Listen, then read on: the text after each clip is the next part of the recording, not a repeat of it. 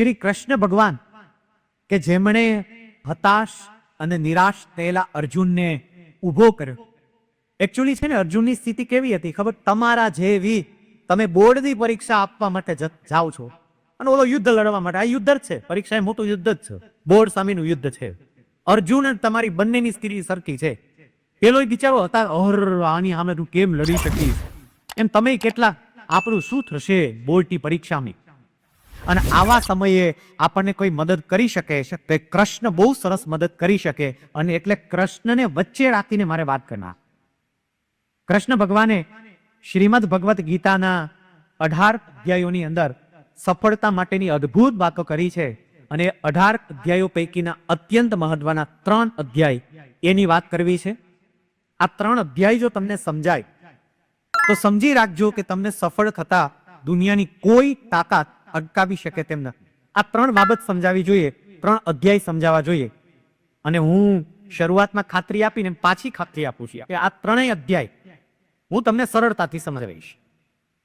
પહેલો અધ્યાય જે સફળતા માટે આપણે સૌએ આત્મસાત કરવાનો છે, એ અધ્યાય એટલે જ્ઞાન યોગ. આમ નામ જ તમે સાંભળો કેવું ભારે ભારે નામ આવે, જ્ઞાન યોગ. જ્ઞાન યોગમાં શું આવે તો કે પંડિત ચર્ચા કરવા બેહે તો અહીં કાંઈ ન ઉતરે એવું બધું આવે. જે પંડિતો વાતો કરે સંસ્કૃતના શ્લોક બોલી બોલી, કશી ખબર પડે નહીં, બધું ઉપર ઉપરથી જાય. પણ એ જ જ્ઞાન યોગ સમજવો હોય તો અત્યંત સરળતાથી સમજી શકાય. દરેકે દરેક વિદ્યાર્થી તમારી જાતને એક પ્રશ્ન પૂછો અને જે જવાબ મળે એ જ્ઞાની. માત્ર એક જ પ્રશ્ન તમારી જાતને પૂછવાનો છે, એક પ્રશ્ન પૂછો, જે જવાબ મળે જ્ઞાની. આટલું ફેલ. ઘણા થાય બોલો ની પ્રશ્ન કયો પૂછવાનો? તમારે તમારી જાતને એક જ પ્રશ્ન પૂછવાનો છે, હું એમાં, હું કોણ છું? હું કોણ છું? આ પ્રશ્ન પૂછો અને અંદરથી જે જવાબ આવે એ જ્ઞાની. હું કોણ છું? શૈલેષ સકપરિયા, નો, આ જવાબ સાચો નથી. હું કોણ છું? સાચો જવાબ એ છે કે હું અનંત ક્ષમતાઓથી ભરેલો પ્રભુનો દીકરો કે દીકરી છું. અનંત ક્ષમતાઓથી ભરેલો છું, આ પહેલા તો સમજવું પડે. ભગવાને એવો એક વ્યક્તિને એટલી ક્ષમતાઓ ઊંડી કુંડલીને આપી છે, પણ આપણને જ ખબર નથી. આપણે આપણી જાતને એક મર્યાદામાં બાંધી દીધી છે અને એટલે આ ક્ષમતાઓનો આપણને અનુભવ થતો. ક્ષમતાઓ અદ્ભુત છે, જે કોઈ એક વ્યક્તિમાં અદ્ભુત ક્ષમતા છે, પણ આપણે આપણી જાતને બાંધી દીધી છે એક મર્યાદામાં. એક માણસ સવારે વોકિંગ કરવા માટે નીકળ્યો.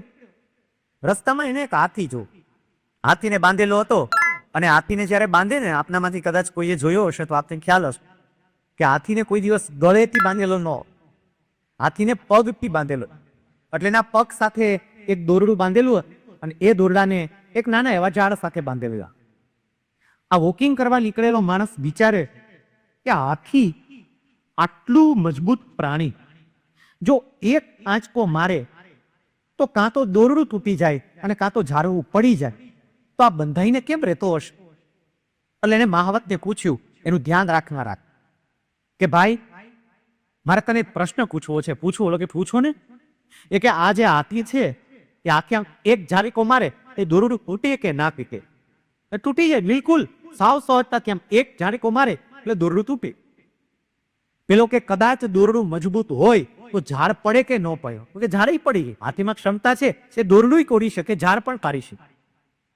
વોકિંગ કરનારાએ મહાવતને કહ્યું, તો હાથી એવું કેમ કરતો નથી? એ કેમ બંધાઈને પડ્યો રહે છે? આમ ઝાટકો મારવાનું કામ કેમ નથી કરતો? અને એ વખતે મહાવતે એને સમજાવ્યું, ભાઈ આમાં છે એવું, એ જયારે નાનું બચ્ચું હોય ને મદન, એ વખતે અમે એને આ જ જાળ સાથે, આટલા જ પાતળા દોરડા સાથે બાંધેલું. નાનું બચ્ચું હોય ક્યાં, ત્યારે એનામાં ક્ષમતા ન હોય, ત્યારે એનામાં શક્તિ પણ ન પડે. એટલે એ બિચારું આ ઝાડથી, આ દોરડાથી છૂટવા માટે પ્રયત્ન કરે, આમ ઝટકા હારે, કોઈ એનું પરિણામ ન મળે, કારણ કે એનામાં ક્ષમતા ન હોય, શક્તિ ન હોય. એટલે એ ન દોરડું તોડી શકે ન ઝાડને પાડી શકે. થોડો સમય પ્રયત્ન કરે અને અમુક સમય પ્રયત્ન કરી પછી પ્રયત્ન કરવાનું બંધ જ કરી દે. આપણાથી આ થશે નહીં એવું અહીંયા માની લે અને અહીંયા એવું માની પ્રયત્ન બંધ કરે, પ્રયત્ન બંધ કરે પછી પૂરું થઈ ગયું. હવે પ્રયત્ન જ કરતી. અત્યારે એવો સક્ષમ બની ગયો છે કે એક ઝટકો મારે એટલે દોરડું તોડે કાં ઝાડ પાડે. પણ એ નાનો હતો ત્યારે મહેમાં જે ખસાઈ ગયેલું ને, કે આ નહીં થઈ શકે, એને કાંકથી જાગતો હારતો. આપણી આ જ પરિસ્થિતિ છે. 5મા હતા, 6ઠા 7મા 8મા હતા, અંગ્રેજીમાં પૂરતા માર્ક ના આવ્યા અને અહીંયા ગાંઠ વાળી લીધી કે અંગ્રેજી ફાવશે નહીં, પૂરું થયું. વિજ્ઞાનની અંદર અમુક ચેપ્ટરોમાં કઈ ખબર ના પડી અને અહીંયા ગાંઠ વાળી લીધી. વિજ્ઞાન આપણા રસનો વિષય. એક વખત આપણને ઇતિહાસના સાહેબ સમજાવતા હતા અને ખબર જ ન પડી, ગોટે ચડ્યા. હુમાયુનો દીકરો બાબર કે બાબરનો હુમાયુ, ખબર જ ન પડી, ગોટે ચડી અને અહીંયા બાંધી દીધી. તારું ઇતિહાસમાં કોઈ દી આપણું ચાંચ બુરશે નહીં. આ નાની નાની માન્યતાઓની ગાંઠો વાળી આપણે બાંધી બેસી ગયા છીએ. ઝાટપો મારીએ ને આ બધી ગાંઠો તૂટી શકે છે. શક્તિ છે પણ આપણે એનો ઉપયોગ કરતા નહીં. ક્ષમતા છે, એ ક્ષમતાને બહાર લાવવા માટેનો પ્રયત્ન કરતા નહીં. મિત્રો, આઈન્સ્ટાઈન, સાયન્સ વાળા બધા મિત્રો આઈન્સ્ટાઈન થી પરિચયમાં. સાયન્સ વાળા શું કામ? કોમર્સ વાળા પણ અને 10મા વાળા પણ.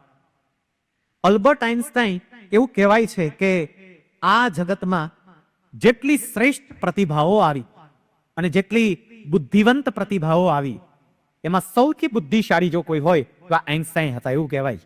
એના જેવું બ્રેન હજુ સુધી આ ધરતી પર નથી આવ્યું. એ આઈન્સ્ટાઈનનું જ્યારે અવસાન થયું ત્યારે એના બ્રેનને સાચવીને રાખી એના પર એક્સપેરિમેન્ટ કરવા માટે આઈન્સ્ટાઈનના બ્રેન પર એક્સપેરિમેન્ટ શું છે કે આઈન્સ્ટાઈનનું બ્રેન અને સામાન્ય માણસનું બ્રેન, એ બંને વચ્ચે ડિફરન્સ શું છે? અને એક્સપેરિમેન્ટ કરનારાએ એવું કહ્યું કે એક સામાન્ય માણસનું દિમાગ અને આઈન્સ્ટાઈનનું દિમાગ રચનાની દ્રષ્ટિએ, કોષોની દ્રષ્ટિએ કોઈ ફેર છે જ નહીં. આઈન્સ્ટાઈને ઉપયોગ કર્યો પણ બાકીના ઉપયોગ કરતા નથી. દિમાગ આપણી પાસે પણ આઈન્સ્ટાઈનનું જ છે, પણ આપણે એવું માની ગયા આમાં અમુક તો કે આ જો આ સાહેબ કે પંપ મારવા ચાલુ કરી દીધા. હવે આ રાજી સર બોલાઈ આવે દેવાને પંપ માર્યા રહી દો, હવા ભરે. બાકી આપણે કહેવાય તને ખબર જ હોય ને, એ ધીરા આપણે પછી હીરાને યાદ કરે બાદીરા, આપણે કહેવાય ખબર જ છે ને તને. ખરેખર કહું છું કે આપણા દરેકમાં આઈન્સ્ટાઈનની જ ક્ષમતા છે, પણ આપણે એને દાબી બેસી ગયા. આ માની એક વખત જો ખુલે ને તો ખબર પડે કે ના, ફરાર આપણે પણ આ બધું કરી શકીએ તેમ છે. એક છોકરીનું મારે તમને ઉદાહરણ આપ્યું છે. આ વાતને એકદમ એક કાગ્રચિત્તે સાંભળજો. ઘરે જઈને આના ઉપર 5 વખત ચિંતન મનન કરજો. ભલે બોર્ડની પરીક્ષા આવે, 5 વખત આ વાત પર ચિંતન મનન કરજો. એક છોકરી લખનઉની અંદર રહે, એની આર્થિક પરિસ્થિતિ બિચારી ખૂબ નબળી, પણ એને રમત ગમતનો ખૂબ શોખ. રમત ગમતમાં આગળ વધી અને ફૂટબોલ અને વોલીબોલની અંદર એ ભારતમાં નેશનલ લેવલની પ્લેયર બની. આ છોકરીનું નામ અરુણિમા સિંહા. અરુણિમા સિંહા એને દિલ્હીમાં એક અસાઇનમેન્ટ મળ્યું અને એ અસાઇનમેન્ટ માટે એ છોકરી લખનઉથી દિલ્હી આવવા માટેની પરિસ્થિતિ સામાન્ય. એ છોકરી ટ્રેનના 3rd ક્લાસ જનરલ ડબ્બામાં મુસાફરી કરી. રાતનો સમય, ગળામાં સોનાનો ચેન પહેરેલ. 4-5 એવી વ્યક્તિઓ ચડી કે જેના ધ્યાને આ સોનાનો ચેન આવ્યો એટલે અરુણિમા સિંહાનો સોનાનો ચેન ઝૂંટવવાનો પ્રયત્ન કર્યો. સામે આ છોકરીએ પ્રતિકાર કર્યો અને ચોરોએ અરુણિમાને ચાલુ ટ્રેનની બહાર ફેંકી. એ છોકરી જ્યારે ચાલુ ટ્રેનની બહાર ફેંકાણી, બિચારીના કમ નસીબ કે બરાબર એ જ વખતે બાજુના ટ્રેક ઉપરથી એક બીજી ટ્રેન પસાર થતી હતી. અરુણિમા એ ટ્રેન સાથે અથડાઈ, પોતે જે ટ્રેનમાં બેઠી હતી એ ટ્રેનની નીચે આવી. ટ્રેન પસાર થઈ. અરુણિમા એવું કહે છે કે પછી મેં ઊભા થવાનો પ્રયત્ન કર્યો પણ મારાથી ઊભા થઈ શકાયું નહીં. મેં પ્રયત્ન કર્યો પણ હું ઊભી જ નથી થઈ શકતી. તે જોયું કે કેમ મારાથી ઊભું નથી થવાતું. પગ સામે નજર કરી, ત્યાં એક પગ ગોઠણથી કપાઈ ગયો હતો અને બીજા પગના હાડકા મારું જીન્સનું પેન્ટ ચીરીને બહાર નીકળી ગયા. મારાથી રાર પડી ગઈ. બહુ અવાજ કર્યા પણ રાત્રિનો સમય હતો, નિર્જન વિસ્તાર હતો, કોઈ મારી વાત સાંભળનારું હતું. આખી રાત દરમિયાન હું કેટલીય વખત બેભાન થઈ, કેટલીય વખત ભાનમાં આવી. જેટલી વખત ભાનમાં આવું, રાડો પાડી પાડી પાછી બેભાન થઈ જાવ, પણ ક્યાંય મારો અવાજ જતો નથી. અરુણિમા એવું કહે છે કે સવારે જ્યારે કોઈ લોકોનું ધ્યાન પડ્યું, હોસ્પિટલમાં લઈ ગયા, પેલા નાની હોસ્પિટલમાં, પછી દિલ્હીની હોસ્પિટલમાં એને દાખલ કરી. એ છોકરી પર ઓપરેશન થયું. એનો એક પગ ગોઠણથી કાપી નાખવામાં આવ્યો. આખો પગ જ નથી, ગોઠણથી કાપી. બીજું પગ, એમાં 2 સળિયા ફિટ કરવા માંડ્યા અને કરોડરજ્જુના 5 હાડકામાં ફ્રેક્ચર. ડોક્ટરોએ કહ્યું કે આ છોકરી હવે ક્યારેય એના પગ ઉપર ઊભી નહીં રહી શકે, ક્યારેય શક્ય જ નથી. આ વાત જ્યારે અરુણિમાના પરિવારજનોએ સાંભળી ત્યારે બધા હેબતાઈ ગયા. બધા લોકો ટેન્શનમાં આવી ગયા. હવે શું થશે? આ દીકરીનું ભવિષ્ય પૂરું થઈ ગયું. કારણ કે આ છોકરી પર કોઈને કેટલા સપનાઓ જોયેલા, શું થશે? આ વખતે અરુણિમા સિંહા એના પરિવારના સભ્યો મૂંઝાયેલા છે અને આ છોકરી એની માને ઊંઘે છે, મમ્મી મને તું એટલું કે તને ડોક્ટર પર વિશ્વાસ છે કે ભગવાન પર વિશ્વાસ? એની મમ્મી કે બેટા ભગવાન પર. કે તો ભગવાનની વાત માનને મમ્મી. ભગવાન એવું કહે છે કે આંધળો માણસ જો પ્રયત્ન કરે અને ભગવાનની કૃપા ખાય એ બધું જોઈ શકે છે. એક લંગડો પર્વત ચડી શકે, એક મૂંગો વેદો બોલી શકે. તો મમ્મી હું કરીશ, મમ્મી હું પ્રયત્ન કરીશ, ભગવાનની કૃપા થશે અને આ ડોક્ટર ભલે વાતો કરે, હું મારા પગ ઉપર ઊભી થઈશ, ચાલીશ, દોડી. અને પછી આ છોકરી એ હોસ્પિટલમાં પથારી પર સૂતા સૂતા એક સંકલ્પ કરે, એક ધ્યેય નક્કી કરે કે મારે આ વિશ્વનું સૌથી ઊંચામાં ઊંચું શિખર માઉન્ટ એવરેસ્ટ સર કરવું છે, માઉન્ટ એવરેસ્ટ સુધી પહોંચી. આ સંકલ્પ કર્યો ને, અને સંકલ્પની વાતો જ્યારે વેતી થઈ એટલે કેટલાય લોકો અરુણિમાને ગાંડી સમજવા લાગ્યા. ઘણાએ કહ્યું કે આ છોકરીના દિમાગ ઉપર બહુ ગહેરી અસર થઈ છે અને એનું દિમાગ ચસી ગયું. કારણ કે માણસ છે ને પાગલ અવસ્થામાં જ આવી વાતો કહે. આ શક્ય જ નથી. જેને પગ નથી એ હિમાલય ચડવાની વાત કરે. ભગવાને આપણને 2 પગ આપ્યા હોય ને, ગિરનાર ચડવો હોય તો એ નથી ચડી શકાતો ને ચડીને આવ્યા પછી 2 દિવસ 3 દિવસ આરામ કરવો. આ તો હિમાલય સર કરવાની વાત હતી. જ્યાં બ્લુ આઈસ હોય, જ્યાં -ડિગ્રી ટેમ્પરેચર હોય, ત્યાં પગ વગર કેવી રીતે ચડી શકો? અને ચલો પગ પણ આર્ટિફિશિયલ નાખ્યો, પણ કરોડરજ્જુમાં 5 હાડકા, એમાં બ્રેક થયેલું છે, એ વ્યક્તિ કેવી રીતે ચડી શકે? આ છોકરી એક જ વાત કહેતી, તમારે જે કેવું હોય એ કહો, મેં સંકલ્પ કર્યો છે અને હું આ સંકલ્પને સિદ્ધ કરીશ, મારા સંકલ્પને સાકાર કરીશ. અરુણિમા 4 મહિના હોસ્પિટલમાં. 4 મહિના પછી આ છોકરીને હોસ્પિટલમાંથી રજા આપવામાં આવી. એને રજા આપવાનું નક્કી થયું. આગલી રાત્રે અરુણિમા એવું કહે છે કે આપણને આવતીકાલે અહીંથી રજા મળશે, પણ અહીંથી ઘરે નથી જવું. એટલે એના પરિવારના સભ્યોએ કહ્યું, ઘરે નથી જવું? ક્યાં જવું છે? ઘરે તો જવું પડે ને. એ કે ઘરે જશું, પણ અહીંથી સૌથી પહેલા બચેન્દ્રી પાલ પાસે જવા. બચેન્દ્રી પાલ એટલે એવી ભારતીય મહિલા કે જેણે 1984માં સૌથી પહેલો માઉન્ટ એવરેસ્ટ સર કરાયું. એ મારે એમને મળવા જવું, એમની એપોઇન્ટમેન્ટ લો, એમને વાત કરવા. બચેન્દ્રી પાલની એપોઇન્ટમેન્ટ લીધી, વાત કરી. બચેન્દ્રી પાલે પણ છૂટ આપી કે લઈને આવો. બીજા દિવસે અરુણિમાને હોસ્પિટલમાંથી રજા આપી. એટલે 4 મહિના હોસ્પિટલમાં રહ્યા પછી આ છોકરી બહાર આવે છે, વ્હીલચેર પર બેઠી છે. અને વ્હીલચેર સાથે એ છોકરીને બચેન્દ્રી પાલની ઘરે લઈ જા. બચેન્દ્રી પાલ જ્યારે અરુણિમાને મળ્યા ત્યારે ભેટી પડ્યા, આંખમાંથી આંસુ બહાર આવી ગયા અને એવું કહે છે કે બેટા, તારી હિંમતને હું સેલ્યુટ કરું. ગજબની હિંમત છે બેટા, અને તારું જે મનોબળ છે એ મનોબળ એટલું મક્કમ છે ને બેટા, તું જે ધારીશ ને તે કરી શકીશ બેટા. ચોક્કસપણે લોકો સ્વીકારે કે ના સ્વીકારે બેટા, હું સ્વીકારું છું કે તારાથી માઉન્ટ એવરેસ્ટ સર હશે, કારણ કે તું મનથી મજબૂત છો. બે લોકો શરીરથી મજબૂત હોય પણ મનથી બહુ નબળા. શરીર સલમાન ખાન જેવા ખડક્યા હોય પણ મન સાવ નબળા હોય, અને એટલે ટકી જ નાશી. તારું શરીર ભલે ગમે એવું રહ્યું, ભલે ગમે એવું વિકલાંગતા રહી, પણ તું મનથી મજબૂત છો ને બેટા, એટલે તું ચોક્કસપણે માઉન્ટ એવરેસ્ટ સર કરી શકી બેટા. કે મનથી તો માઉન્ટ એવરેસ્ટ સર કરી લીધો છે, તારે માત્ર શરીરથી સર કરવાનું છે અને તું કરીશ. આ છોકરી ઘરે આવી. માઉન્ટ એવરેસ્ટ સર કરવા માટે તમારે બેઝિક ટ્રેનિંગ પાસ કરવી પડે. અરુણિમા સિંહાએ બેઝિક ટ્રેનિંગ કેમ્પ જોઈન કર્યો. એની સાથે બીજી ઘણી બધી વ્યક્તિઓ હતી કે જે માઉન્ટ એવરેસ્ટ સર કરવા ઈચ્છતી હતી અને એ ટ્રેનિંગ લેતી. પેલા એને નાનો પર્વત ચડવાનું છે. નાનો પર્વત એનું ચડાણ ચડવાનું હોય. અરુણિમાને તો એ પગ હતો જ નહીં, એટલે બીજો આર્ટિફિશિયલ પગ નાખેલો. બીજા પગમાં 2 સળિયા હતા. માંડ કે થોડા સમયની પ્રેક્ટિસ પછી એ પોતે ચાલતી થઈ હતી. બાકીના લોકો જે ચડાણ 10 મિનિટમાં ચડી જાય એટલું ચડાણ ચડતા અરુણિમાને 2 કલાકનો સમય લાગતો. બાકીના લોકો 10 મિનિટમાં ચડે અને 2 કલાક લાગતા.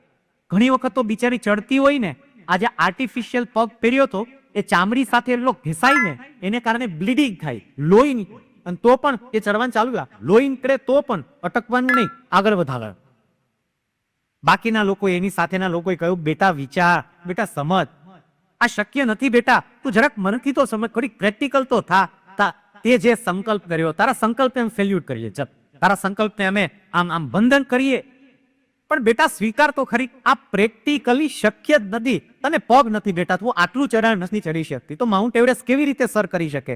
આ છોકરી એક જ વાક્ય, મહેરબાની કરીને નકારાત્મક વાત કરશો જ નહીં, હું માઉન્ટ એવરેસ્ટ સર કરવાની છું, મારી પાસે આવી વાત કોઈ બોલતા જ નહીં.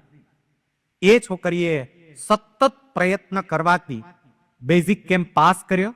બેઝિક કેમ્પ પાસ કરીને એના શેરપાને લઈ અને પછી માઉન્ટ એવરેસ્ટ સર કરવા માટે નીકળી ગઈ. 2011 એનું એક્સિડન્ટ થાય છે, 11મી એપ્રિલ 2011 એના એક્સિડન્ટની તારીખ. 2011 એક્સિડન્ટ, અને માત્ર 2 વર્ષ પછી આ છોકરીએ 2013ની સાલમાં વિશ્વની સૌથી ઊંચામાં ઊંચું શિખર માઉન્ટ એવરેસ્ટ એના આર્ટિફિશિયલ પગ સાથે સર કર્યું, અને વિશ્વની એકમાત્ર એવી મહિલા બની કે જે વિકલાંગ હોવા છતાં પણ એવરેસ્ટ પર ગઈ. એકમાત્ર. જસ્ટ સી, વ્યક્તિ ધારે તો શું કરી શકે. એ પછી નીચે આવી એને બીજો સંકલ્પ કરીશ કે મેં માઉન્ટ એવરેસ્ટ સર કર્યું, પણ આ વિશ્વની અંદર 7 પર્વતો છે આના જેમ, અને મારે 7 પર્વતોની ટોચ પર પહોંચવું છે, એક નહીં 7. એવું કહેવાય છે કે આફ્રિકાનો કિલીમાંજારો એ પર્વતારોહક માટે સૌથી કઠિનમાં કઠિન છે. આ છોકરીએ કીધું કિલીમાંજારો સહિત 7 પર્વતો સર કરવા છે. 2013માં એમણે સંકલ્પ કર્યો, અત્યારે 2017 ચાલે છે. 3 વર્ષના સમયગાળામાં આ છોકરીએ બાકીના 6 પર્વતો, વિશ્વના ટોચના 6 પર્વતો સર કરી લીધા છે. મેં છેલ્લો 7મો પર્વત અત્યારે 2017માં એ સર કરવાનો. આ ભારતની જ દીકરી, લખનૌની દીકરી. કોઈને મારી વાત કર વિશ્વાસ ના આવતો હોય તો મોબાઈલનો તો બહુ ઉપયોગ કરો છો, ન જોવા જેવું ઘણું બધું જોવો છો. યુટ્યુબ ઉપર અરુણિમા સિંહા ઇન્ટરવ્યુ સર્ચ આપજો. 20 મિનિટનું ઇન્ટરવ્યુ છે, હું ભલામણ કરું છું, જોજો. 20 મિનિટનું ઇન્ટરવ્યુ જોજો. આ 20 મિનિટ તમારી જિંદગી બદલી નાખશે. કારણ કે છોકરી પોતે, આ તો મેં વાત કરી, એ તો ડિટેલમાં વાત કરે છે, એ તો બહુ તમને ટૂંકમાં વાત કરી. એ 20 મિનિટમાં પોતાનું એક્સિડન્ટ થયું ત્યાંથી શરૂ કરી ને પર્વત ચડી ત્યાં સુધી શું બન્યું ને એની ડિટેલમાં વાત કરે છે. 20. જે છોકરીને પગ નથી એ છોકરી માઉન્ટ એવરેસ્ટ સર કરી શકે. શું કામ? પરમાત્માએ શક્તિ તો આપી છે, એને પોતાની શક્તિનો પરિચય કે યસ હું કરી શકું. જે વ્યક્તિને પોતાની શક્તિનો પરિચય થાય ને એ બધું કરી શકે. આપણે મનથી નબળા થઈ ગયા છીએ ને એટલે તકલીફ પડે છે બધી. એટલો ડર લાગે છે, અને એમાં તમારો વાંક નથી, કારણ કે આજુબાજુથી ડરાવવામાં જ એટલા ખૂબ ડરાવા. બોર્ડની પરીક્ષાનો પણ કેટલો ડર. આ જ પરીક્ષા તમારી સ્કૂલ લેતી હોય તો કોઈ ડર નહીં, શાંતિથી આપે છે, મોજથી આપે છે, પણ બોર્ડની પરીક્ષા આવી એટલે ડર શરૂ થાય. યાદ રાખજો, તમારું પરિણામ ડાઉન થાય છે એના માટે તમારી મહેનત જવાબદાર નથી. મહેનત તો તમે કરો જ છો, અને છતાંય પરિણામ ડાઉન થાય છે કારણ કે તમને બીક લાગે છે, તમે બોર્ડની પરીક્ષાથી ગભરાવ છો, અને એટલે પરિણામ ડાઉન કરાવો. જો બોર્ડની પરીક્ષાનો દર નીકળી જાય ને તો પરિણામ સારામાં સારું 2-5% તો એમનેમ વધી જાય. લોકો એમ આ પરીક્ષાના દરને કારણે ઘણું નથી લખી શકતા. અહીંયા ભર્યું હોય ત્યાં એક્ઝામ આપવા માટે જાય બધું અદ્રશ્ય થઈ જાય. એક સરસ મજાની બીજી બગદાદની આ લોકકથા, બગદાદની લોકકથા. બગદાદમાં છે એક સૂફી સંત હતા, અને એ કોઈ ધર્મયાત્રાએ જવા માટે બગદાદ શહેરની બહાર નીકળ્યા. હજી બગદાદ શહેરની બહાર નીકળી થોડા આગળ ગયા ને ત્યાં સામે એક એને વિચિત્ર પ્રાણી મળી. એ માણસ જેવું નહીં, પશુ જેવું નહીં, સાવ વિચિત્ર. એટલે સૂફી સંતે પૂછ્યું, ભાઈ તું કોણ? આમ મેં કોઈ દિવસ તારા જેવું કે પ્રાણી માણસ આવું કઈ જોયું નથી, તું આમ પ્રાણી નથી, માણસ નથી, કોણ છો? પેલા વિચિત્ર પ્રાણીએ કહ્યું છે, પ્લેગ છું, પ્લેગ. કે પ્લેગ છો તો અહીંયા શું આવ્યો? એ કે અલ્લાહે બોલીએ છે, પણ શું કામ? એ કે લોકોના જીવ લેવા માંડે. એટલે આને પૂછ્યું કે તું કેટલા લોકોના જીવ લેવા? એ કે 10,000 લોકોના જીવ લેવાના છે. અલ્લાહનો આદેશ છે અને 10,000 લોકોના જીવ લેવા માટે બગદાદમાં મને મોકલ્યો છે.